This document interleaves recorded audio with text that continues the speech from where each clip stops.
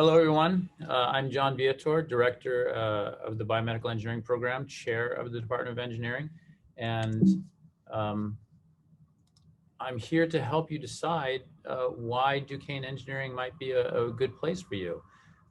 We have excellent record for student placement because our students, they come here, they want to study biomedical engineering, and as they progress in their studies, they decide where their next step is. About half of them go on to graduate school, and that includes medical school and other professional medical education groups.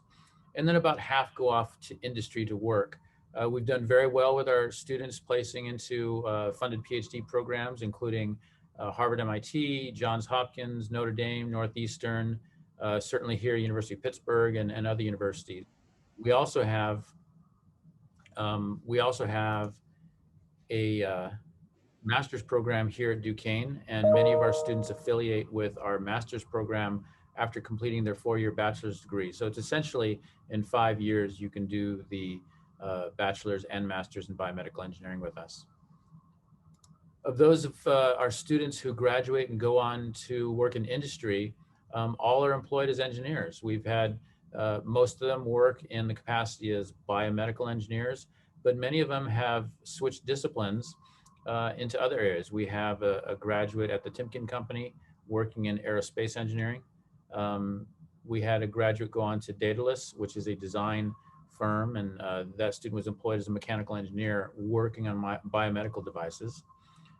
We've had students work in imaging and working with Philips. We've had our nursing and biomedical engineering dual degree program students go on into nursing with envisioning a future in innovation in medical products.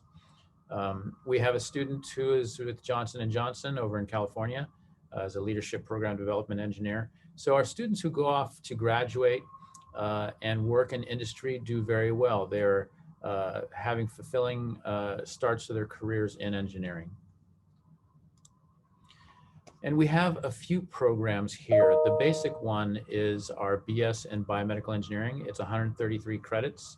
The emphasis is on modern computational tools, including MATLAB and R and design tools. The thing about our program is I came here in 2013 to design this biomedical engineering program from the ground up. So it's not a program that was developed from another engineering program. It's not a program that was developed by combining other programs. It started with a blank slate as a biomedical engineering program.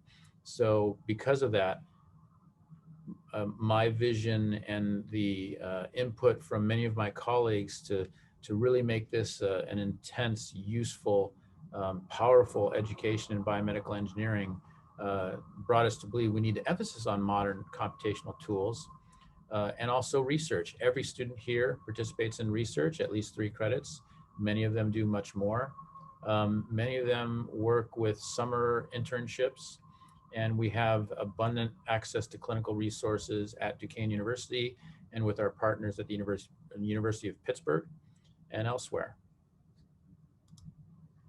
We also have the country's only, the first and only dual degree program that gives you a Bachelor of Science in Nursing and a Bachelor of Science in Biomedical Engineering. It's a 5-year program that includes 2 summers, and it's very intensive. It includes all of the required courses in nursing so that the students can become licensed nurses, and also the full curriculum in biomedical engineering. The idea is that a student will have the clinical credentials as a nurse and the engineering background so that that student can go off into the clinic and identify problems that are happening in the clinic, and not just identify the problems, but formulate solutions. Our first graduate ever from 2 years ago, Kim Stafford, she is now working in the operating room for neurosurgery. Her plan is to do that for a year or 2 and develop her credentials in the OR, the operating room, and then work with partnering companies to identify and create engineering solutions to what's happening in the neurosurgery OR.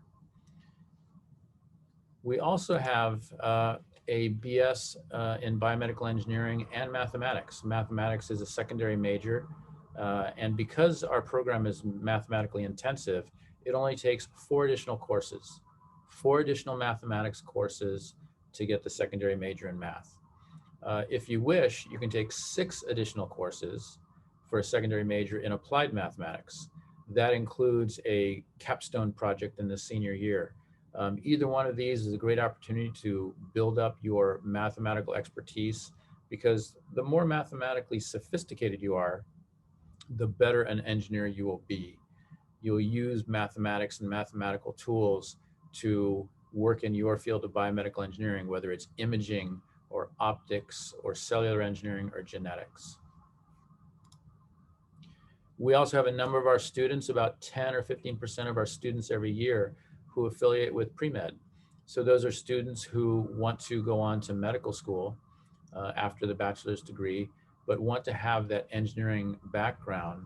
So similar to the dual degree program in nursing and engineering, having an engineering background and going into medical or dental school allows you to become an innovator. It allows you to practice that field of medicine, but identify problems in the clinic and implement solutions. Our students are doing very well. We've placed them in medical school, and currently we have students applying to medical school that are getting interviewed at fantastic institutions for the MD degree, the DO degree, and the MD PhD. So like I said, all of our students are required to do research. All students are required to do at least 3 credits of research. Most students go on to do more, but some students do stop at 3 credits. And we have abundant resources. We allow research in our own biomedical engineering laboratories. We allow research in partnering laboratories at Duquesne University, and we also allow appropriate research projects from other universities or industry partners if you have an internship at a company. So I have a laboratory in biomedical optics. My particular area is photoacoustics, and that's laser-induced ultrasonics. One of the things I use it for is to apply to oncology. I've also applied this to dermatology, radiology, surgery, ophthalmology, and a number of medical areas. Lasers and light have great application for diagnostic and therapeutic interventions in the human body. My main project is something that we work on, that we invented, called photoacoustic flow cytometry. There's a drawing here that shows if you have a blood sample and you pass it through a laser beam, if you choose the laser parameters correctly, you can actually find single cells of interest in that blood sample. You can find single cancer cells indicating how cancer is spreading through the body. You can find single bacterial cells that show what kind of infection that you may have that needs to be identified. What happens after we irradiate with laser into the blood sample, we can see a spike on the screen that indicates the presence of one of those cancer cells or bacterial cells. We've actually used something called bacteriophage. It's a virus that attaches to bacteria, and by modifying these bacteriophage, these viral particles, we can use them to help us identify these infectious diseases.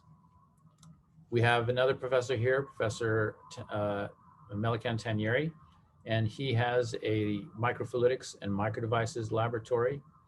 He has a clean room that he uses and with his students to make microfluidic devices. He applies this to food and agriculture, to energy, to environmental issues, and of course to medical diagnostics. One of his exciting funded projects is how he creates microfluidic devices, and he's looking at blood as it flows through these multi-channeled microscopic devices to determine the viscosity of blood, to find out if you have a problem with coagulation of blood. He also can sequester cells for identification of bacteria. He and I are actually collaborating on a method to take my research and shrink it down to the microscopic level so that we can do faster and more accurate diagnosis of cells. We have another professor, Dr. Zakarzadeh. She is a computational scientist and engineer. She has numerous computer workstations and sophisticated software to do computational experiments on biofluid dynamics, biomechanics, various aspects of looking at the body. She spends a lot of her time with vascular dynamics, and you could see models of arteries and arterial walls and how she can divide them up into sections and then apply mathematical methods to find out if you have disease or damage. Here's a certain model that she has where she's using something called elastodynamics to look at arterial wall motion, and something called the Darcy equation, which allows her to model the arterial wall. And this is the type of thing where you can't do thousands and thousands of experiments on human beings. I mean, you can, but it's very expensive, it's very slow, there's a lot of variability.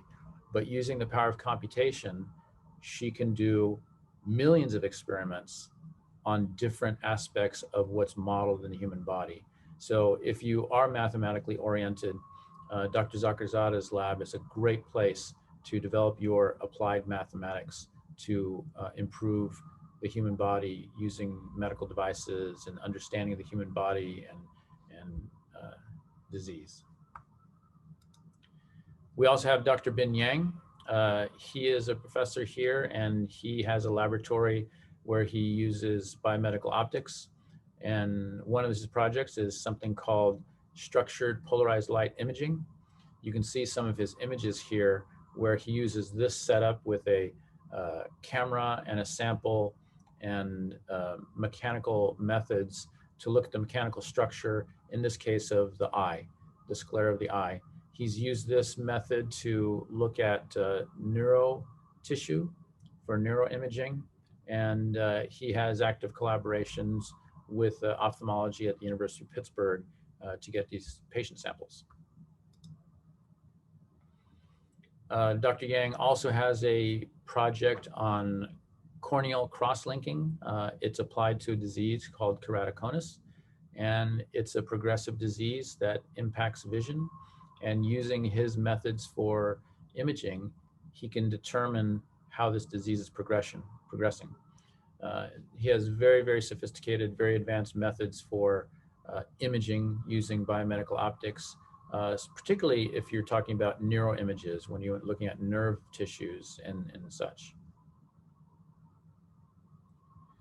Once again, our projects in research are not limited to our own laboratories. We have a lot going on in our own laboratories, but we've worked with laboratories in pharmacology, in biological sciences, in chemistry and biochemistry, in any number of clinical disciplines, including cancer scientists and cancer biology, ophthalmology, radiology, and imaging. So our students are involved in any number of biomedical engineering areas. And as a matter of fact, some students have actually gone on to engineering outside of biomedical engineering. We've had a few years where students are participating in NASA projects. That's projects dealing with the International Space Station, or projects dealing with the potential for Earth-Mars spaceflight. Because our students, even though they are in biomedical engineering, are all learning really foundational engineering principles so that they are not limited to biomedical engineering, but they have many opportunities in biomedical engineering. Finally, I have a promise as the chair of engineering. The Duquesne Engineering Promise is that if you come here, we'll give you a first-rate education. You'll see the liberal arts, because all students at Duquesne University cover the liberal arts, but then we'll give you mathematical and scientific fundamentals and advanced engineering, and we're going to give you many, many opportunities in cutting-edge research. And we're going to make sure that by the time you leave, you will have an outstanding education and the ability to communicate effectively and to innovate, because I want you to go off and change the world. Thank you very much. Are there any questions?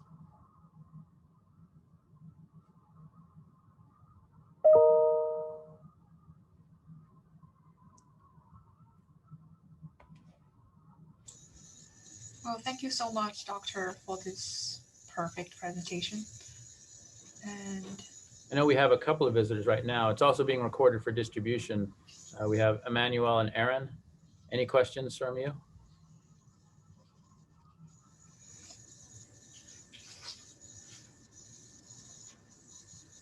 Very well.